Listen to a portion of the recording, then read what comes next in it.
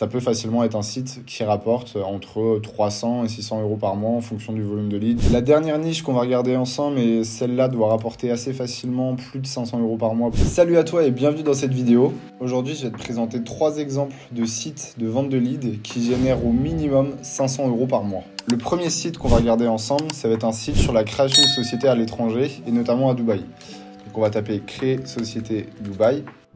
C'est d'ailleurs une niche que j'ai déjà partagée dans une autre vidéo, donc je t'invite à aller voir mes autres vidéos sur YouTube. Et on va regarder tout simplement le premier qui est positionné sur Créer Société Dubaï. On voit que c'est un EMD d'ailleurs, Créer Société Dubaï. Et donc là, on voit que c'est un site qui est fait justement dans l'objectif de récolter du lead, de récolter de l'information, du mail, du numéro de téléphone, du WhatsApp, d'un utilisateur, d'un potentiel prospect. Alors, c'est pas forcément dit que ce soit un éditeur derrière, ça peut être potentiellement une vraie société qui est derrière ce site et non pas un éditeur qui va revendre les leads.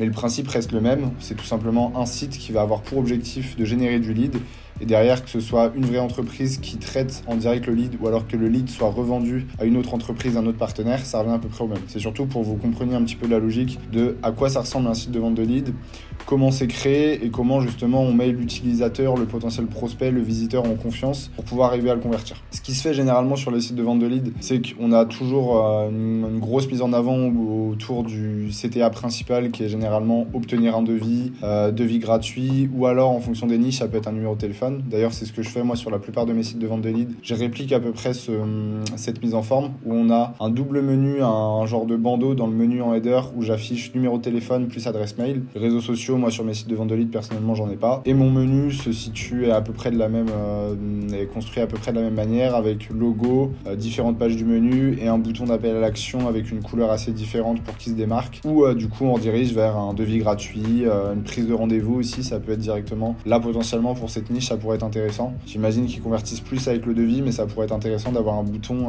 prendre un rendez-vous, être appelé, rediriger vers un Calendly, ce genre de choses, où là, généralement, même avant de faire un devis, on va généralement vouloir échanger, voir un petit peu les services qu'ils proposent sur ce type de niche. Ça fonctionne pas sur toutes les niches potentiellement. Donc là, vous voyez, tiens, c'est exactement ce que je disais, réservez votre rendez-vous gratuit dès maintenant. Donc je pense que là, on est redirigé vers un Calendly potentiellement.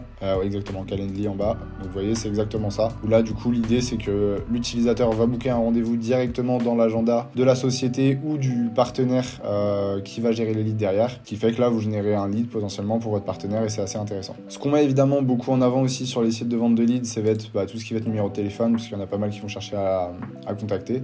Donc on voit qu'au niveau des CTA, on est beaucoup sur soit du rendez-vous, du devis ou du numéro de téléphone. On voit aussi qu'ils jouent assez pas mal sur ce type de niche, c'est assez intéressant sur toutes les photos, montrer les experts, montrer la tête des différentes personnes qui vont pouvoir gérer votre création de société à Dubaï pour gérer toute votre partie fiscale, votre partie impôt, votre partie création de société. Donc ça permet un petit peu de faire de la réassurance. On voit d'ailleurs qu'ici on a de la réassurance avec les différentes citations dans les médias. On voit aussi qu'ici ils mettent en avant leurs différentes offres. On voit normalement qu'ils ont une partie section avec les avis, donc ça aussi c'est important, la partie réseaux sociaux, ainsi de suite. Là on voit que c'est quand même plutôt bien travaillé, je pense pas que c'est un éditeur derrière, je pense que c'est une vraie société, parce que généralement les éditeurs se prennent pas la tête à faire des réseaux sociaux, à aller aussi loin dans la stratégie, puisque là potentiellement juste avec un EMD, un bon contenu et un bon profil de lien, vous pouvez ranker assez facilement sur la requête créer société Dubaï ou création de société Dubaï et ainsi de suite, sans potentiellement avoir tout cet aspect Google.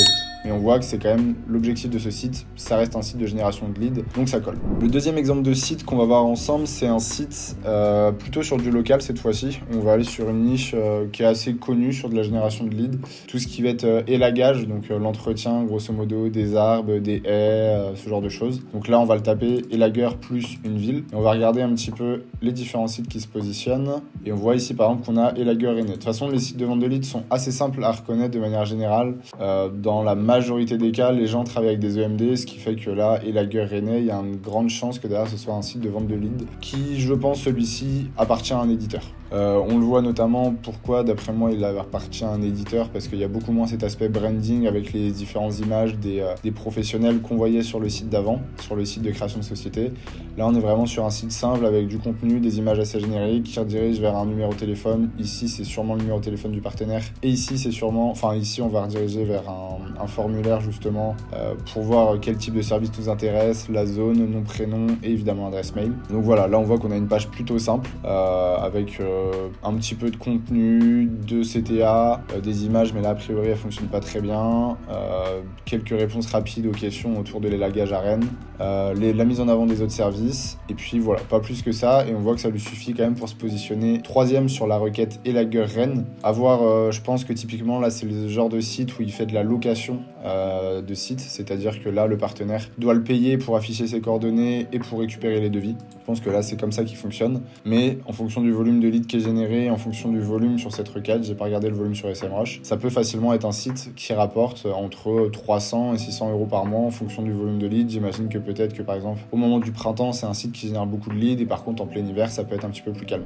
La dernière niche qu'on va regarder ensemble, et celle-là doit rapporter assez facilement plus de 500 euros par mois pour moi, c'est la niche des importations de voitures depuis Dubaï. Donc ça peut être depuis Dubaï, mais ça peut être depuis d'autres destinations comme notamment l'Allemagne qui est assez réputée pour l'importation de grosses berlines. On a aussi tous les pays de l'Est, on a la Pologne, ce genre de choses où ça peut être intéressant de lancer un site. Donc là la requête c'est importer voiture Dubaï. Il doit y avoir d'autres requêtes connexes qui sont intéressantes, mais je pense que c'est la plus grosse grosso modo. Là on voit qu'on a deux sites qui sont positionnés qui pour moi est un vrai site, potentiellement My Car for Dubai et peut-être un site d'éditeur.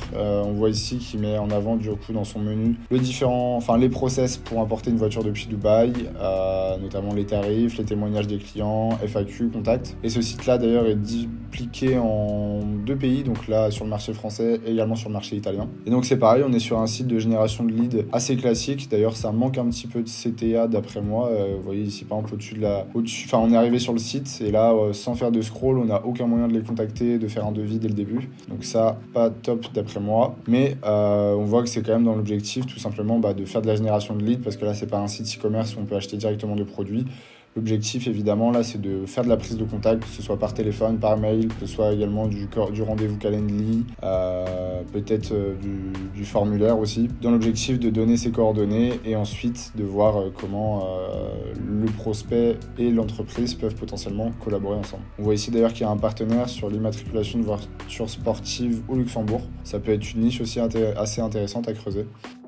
J'espère que cette vidéo plutôt rapide vous aura plu. C'était une question qui revenait assez fréquemment suite à mes dernières conférences et à mes dernières vidéos YouTube, notamment à quoi peut ressembler un site de vente de leads, comment on construit un site de vente de leads. Donc j'espère que ces 3 exemples vous auront permis un petit peu de voir à quoi ressemble un site de vente de leads. L'idée c'est vraiment de créer en fait un site qui va se faire passer potentiellement pour un vrai professionnel et d'essayer derrière de convaincre le visiteur, le prospect de vous donner ses coordonnées pour que derrière vous puissiez revendre ces coordonnées à un vrai professionnel, un vrai partenaire qui lui va vraiment prendre contact avec votre prospect pour lui vendre son service suite à justement un appel téléphonique, un email, un remplissage d'un formulaire ou alors même d'un rendez-vous Calendly. Si cette vidéo t'a plu, n'hésite pas à t'abonner, à laisser un like, à laisser un commentaire. Et puis si tu as des questions aussi, n'hésite pas à les poser en commentaire. Je réponds de manière assez rapide. Je te souhaite une bonne journée, à la prochaine.